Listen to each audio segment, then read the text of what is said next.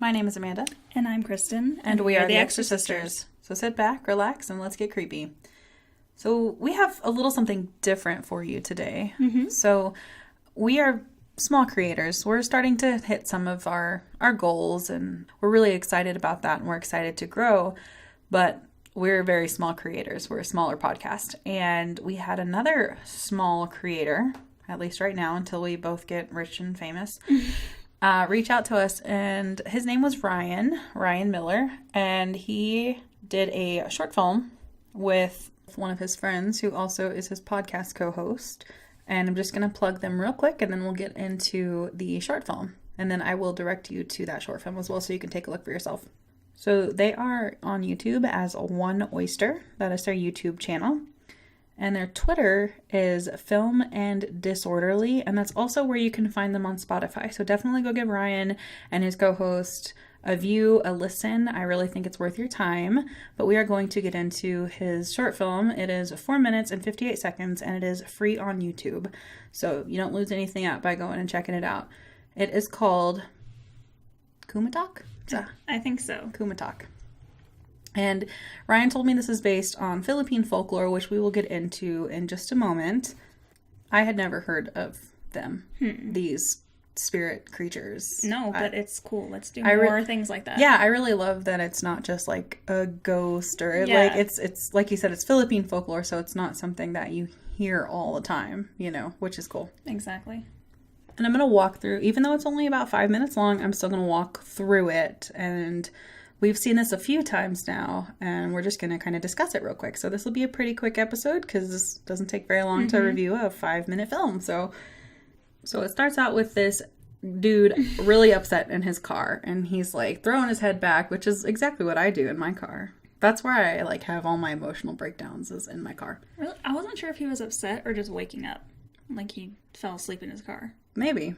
I kind of saw it as like he's distraught, and maybe that's what like brought this figure to him. Maybe they're preying on his depression, or if he's lonely or upset, or he's clearly something's going on here. But like I said, that's where I have all my mental breakdowns. So that's the first thing that I thought. And I have to say, he gets out of his car, and you see this like hooded figure behind him. How does he not see it? I mean, he's got one-track mind. He's going inside. It's just more things that guys don't have to deal with. A woman would know that dude's standing there. Like, there's some hooded dude standing to my right. Yeah. Like, clock him in. Like 3 o'clock. He's way far away. I get that, but still, it's not a normal shape. Not looking, yeah. And the music I thought was a really good choice. It reminded me a lot of Nightmare on Elm Street. It's kind of Nightmare on Elm Street-esque. In a good way. Not like a cheesy 80s way, but like in a good way. Like the film quality even, it was grainy in a good way. I liked that it was grainy. It felt like 80s horror. I liked it. But like I said, and it did not feel like it was cheaply made or like a small... I mean, it felt like a small-time film, but in like an indie way. Like it just didn't feel like a Warner Brothers, but obviously it's not going to. Exactly. A 5-minute movie, and you and I were reacting the same way we do in big-budget ones. We're like, no, don't do that! Oh my god, shut the door! What are you doing? You're like engaging. It was great. Yeah. And he goes on a run. In Converse. In Converse, yeah. I think it looked like Converse. But honestly, like, I was in...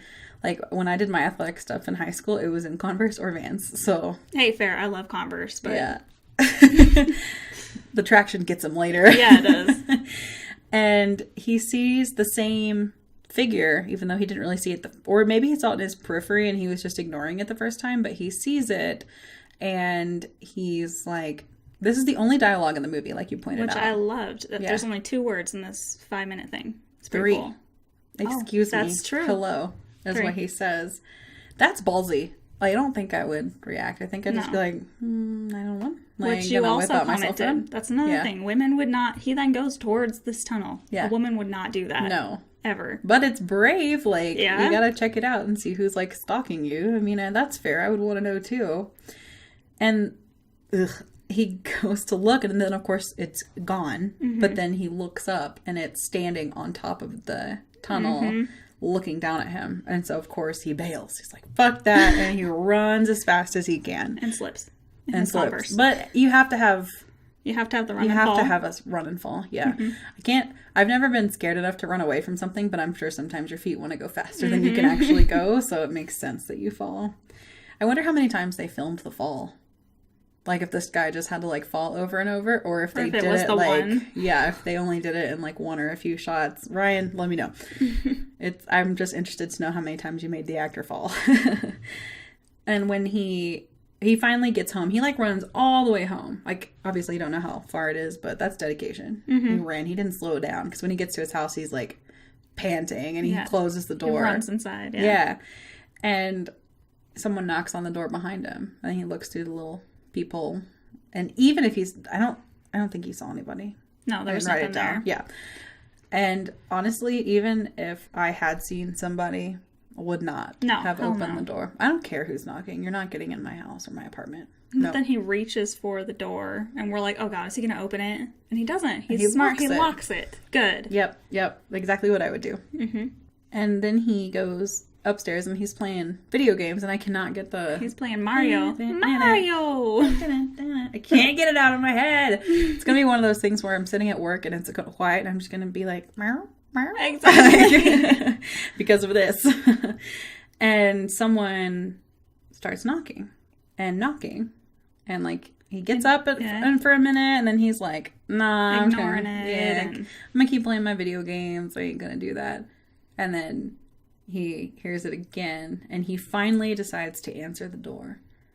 And then you see him answer the door, and the camera angle is looking at him with his apartment behind him. And when you walk into his apartment, it just leads immediately to stairs. And the figure is standing at the top of the stairs. And then it ends. And I was like, no, I want to see him get fucked up. So, Ryan and friend, Film and Disorderly, we would like a part 2. Yeah, most definitely. Come on. Or you're leaving us hanging. A story of like someone else. Like you should do like series of people. I know that's not the point of a short film and stuff, but now I want more. So yeah, definitely. Give it to me. Do like a series of people being followed. What happens to them? Like, do they just get killed? Are they like dementors? Are they like feeding on their souls? Right. So are they Grim Reapers? Let's talk about that. So I had to look up the word Kumatok, and I could be saying that really wrong. So I apologize, but I'm going to say Kumatok. And I had to look it up. And so I'm just going to kind of read straight off of Wikipedia, which I know that's kind of a pet peeve for people that listen to podcasts, for people to just read off Wikipedia. But it's just for this little part here. So on Wikipedia, it's in there as a Kumatok, like with an extra K, known as door knockers, are a group of 3 robed figures believed by many in the Philippines to knock on doors in the middle of the night and bring bad omens. They allegedly look like humans, but wear hoods that obscure their faces to some extent. One resembles a young female, while the other 2 look like elderly men. This looks more like a dude to me, the one that they put in this film. And they bring bad omens. It looks like in this one, it was more like, yes, a bad omen, but also like, I am the omen. Might kill him. Yeah. A visit from the Kumakatak is usually an omen of death, as either the eldest member of the house or one who is ill will be visited and subsequently die. The visits are supposedly more frequent after a disease outbreak. Residents of some places in the Philippines painted white crosses on their doors to ward them off, which reminds me this is kind of dark, but lamb's blood in the Bible, over the door, keeping death out. This trend was said to cause the trio to switch from residences to government buildings, hospitals, and even churches, because obviously, like, hospitals aren't going to get that superstitious and put a white cross. So, plus, why not go where there's mass death, like a hospital? And a church isn't going to do it because they're not going to believe in that kooky shit. You know, a lot of times it goes against their religion to believe that. So reported sightings of them have decreased significantly since World War II, and one explanation is that many buildings were destroyed at that time, leaving them few doors upon which to knock. Which is pretty cool. I love that history came back into the folktale, which is how they all start. Something historic happened to create folklore. And something scares people or is unexplained or is just causing mass death. They have to come up kind of like religion, like God, you know. That's really cool. Yeah. So I love, like I've said, I love the fact that they used a lesser known folklore story. Yeah. Because they can really do so much with that, you know. And I would love to see them do more. And I subscribed to their podcast. So I'm going to have to see if they are going to dive into this a little bit more in the future. Not necessarily this, but I think that sticking with foreign folklore would be a kind of smart niche for them. Yeah, in my very unprofessional opinion, all I do is watch stuff and talk about it. But I did enjoy it, so I would love to see them continue to go forward and see how they kind of transform their body of work. It'll be really cool to see. Because like you said, the film quality wasn't bad at all. No. It didn't look like... I'm sure that they had nice equipment doing it, you know. And so I didn't feel like I was just watching some, like, low budget, meh. Kind of reminded me of Marble Hornets, for anybody out there that knows about Marble Hornets. In a good way. In like a really creepy way. So, yeah, I really enjoyed this. So check them out at One Oyster. Again, that's their YouTube channel where you can find this short film. And their Twitter and what their podcast is on Spotify is Film and Disorderly.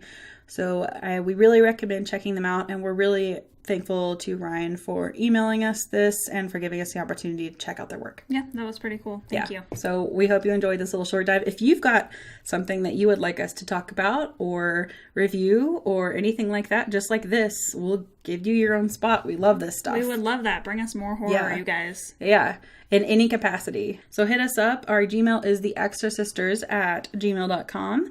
Our Twitter is @theexorcisters, and our Facebook and Instagram are both @theexorcisters podcast. Until then, stay creepy.